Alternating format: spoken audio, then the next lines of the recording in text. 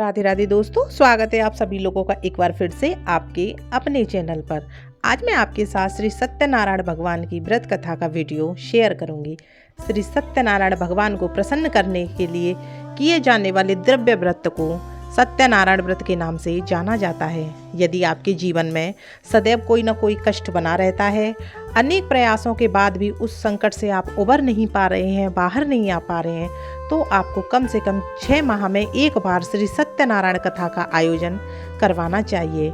यदि आप किन्हीं कारणों से ऐसा करने में सक्षम नहीं हैं या आप उस कथा का आयोजन नहीं करा सकते, तो आपको प्रत्येक गुरुवार को इस व्रत का पालन करना चाहिए। इस व्रत को आप अपने घर भी कर सकते हैं। इस व्रत के 2 पार्ट होते हैं, यानी कि 2 रूप हैं, एक व्रत कथा और एक कथा।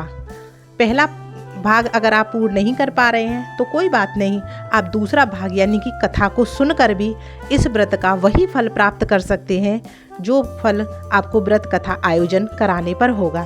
तो चलिए मैं आज आपके साथ इस कथा का पहला अध्याय शुरू करूंगी। श्री सत्यनारायण व्रत कथा प्रथम अध्याय प्रारंभ। श्री हरे नमः। बोलो बाके बिहारी लाल की जय। श्री सत्यनारायण भगवान की जय। बोलो राधे राधे। एक बार नैमिषारण्य तीर्थ में ऋषि और मुनियों ने श्री सूत जी महाराज से पूछा कि हे मुनि, किस व्रत अथवा तपस्या से मनोवांछित फल प्राप्त होता है? हम उसे सुनना चाहते हैं, आप कहें। श्री सूत जी महाराज बोले, इसी प्रकार देवर्षि नारद के द्वारा भी पूछे जाने पर भगवान कमलापति ने उनसे जैसा कहा था उसे कह रहा हूँ। आप सभी मुनिवर ध्यान लगाकर सुनिए। एक समय योगी नारद जी लोगों के कल्याण की कामना से सभी लोकों में भ्रमण करते हुए मृत्यु लोक में आते हैं और यहाँ उन्होंने अपने कर्म फलों के अनुसार नाना योगियों में उत्पन्न सभी प्राणियों को विभिन्न प्रकार के दुख, पीड़ा और कलेश से दुखी होते हुए देखा। इनके दुखों का कैसे नाश हो सकता है, क्या उपाय हो सकता है, ऐसा मन में विचार करके वे वैकुंठ धाम के लिए चल दिए।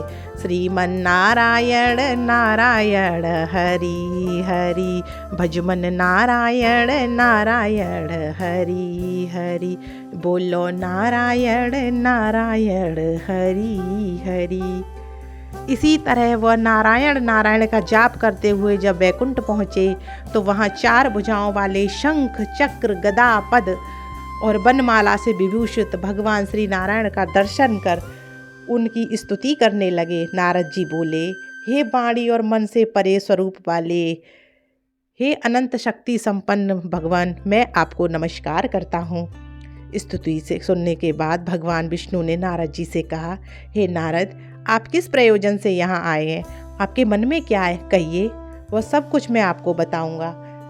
नारद जी बोले, भगवान, मृत्यु लोक में अपने पाप कर्मों के द्वारा विभिन्न योनियों में उत्पन्न सभी लोग बहुत प्रकार के कलेशों से दुखी और कष्ट में हैं। हे प्रभु, आप कोई ऐसा लघु उपाय बताइए जिससे उनके कष्टों का निवारण हो सके।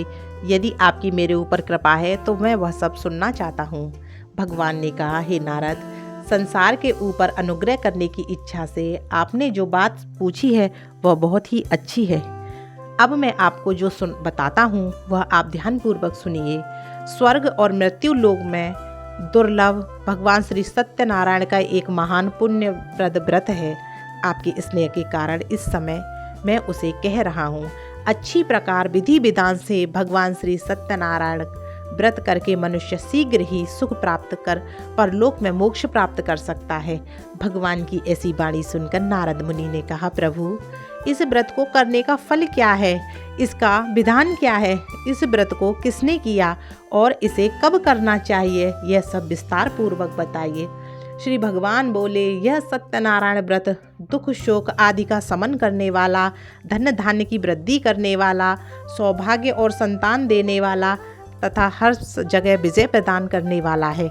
जिस दिन भी भक्ति और भाव से सम्मिलित होकर मनुष्य ब्राह्मणों और बंधु बांधवों के साथ धर्म में तत्पर होकर सायंकाल भगवान श्री सत्यनारायण की पूजा करें, उत्तम कोटि के भोजनीय पदार्थों के सिवाय मात्रा में भक्तिपूर्वक अर्पित करने चाहिए।